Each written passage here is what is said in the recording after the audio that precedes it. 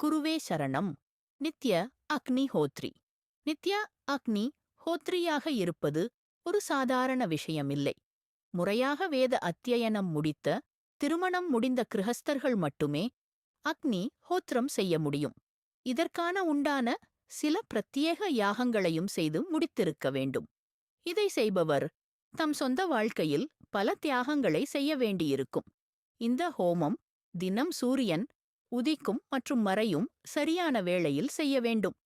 இந்த ஹோமத்திற்கு தேவையான பொருட்களான பசுவரட்டி மற்றும் சமித்துக்களை குறைந்தது 6 மாதத்திற்கு தேவையான அளவு சேமித்து வைக்க வேண்டும். இந்த ஹோமத்திற்கு பசும்பால் கண்டிப்பாக தேவை, எனவே கண்டிப்பாக ஒரு பசுமாடு வளர்க்க வேண்டும். தினம் 2 வேளையும் அக்னி வளர்த்து செய்வதால் இதை செய்பவர் வெளியூருக்கு செல்வதோ, க்ஷேத்திராடனங்களோ, தீர்த்த யாத்திரையோ மேற்கொள்வதோ மிகவும் கடினம். இதனால் அனைத்து தேவதைகளும் அக்னிஹோத்திரம் செய்யும் நேரத்தில் நேரில் பிரத்யட்சமாக வருவார்கள் என்று வேதம் கூறுகிறது. இத்தனை கஷ்டங்களையும் அனுபவித்துக் கொண்டு தினமும் தவறாமல் உலக நன்மைக்காக அக்னிஹோத்திரம் செய்யும் நித்ய அக்னிஹோத்ரிகள் மிக சிறந்த மனித ஆத்மாக்கள். உலக நன்மைக்காக இவர்கள் செய்யும் அக்னிஹோத்திரம் மகத்தானது.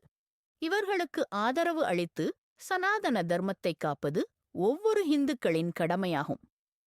அக்னிஹோத்திரிகளுக்கு உதவுபவர்கள் மிகுந்த புண்ணியமும் சகல சௌபாக்கியமும் பெறுவார்கள் என்பது வேதவாக்கு.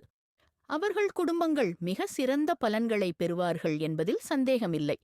அமரர் திப்பிராஜபுரம் அபினவ காளிதாஸ், பிரம்மரி ராமமூர்த்தி தீக்ஷிதர் நான் அறிந்தவரையில் நித்ய அக்னிஹோத்ரி.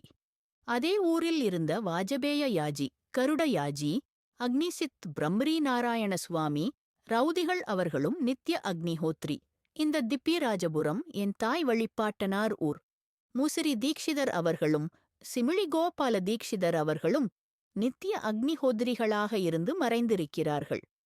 திருவாரூர் மாவட்டம் வடகுடி மற்றும் செங்காலிபுரத்தில் நிறைய மகான்கள் இருந்து மறைந்திருக்கிறார்கள். இன்னமும் ஜீவித்தும் வருகிறார்கள். குருவே சரணம்.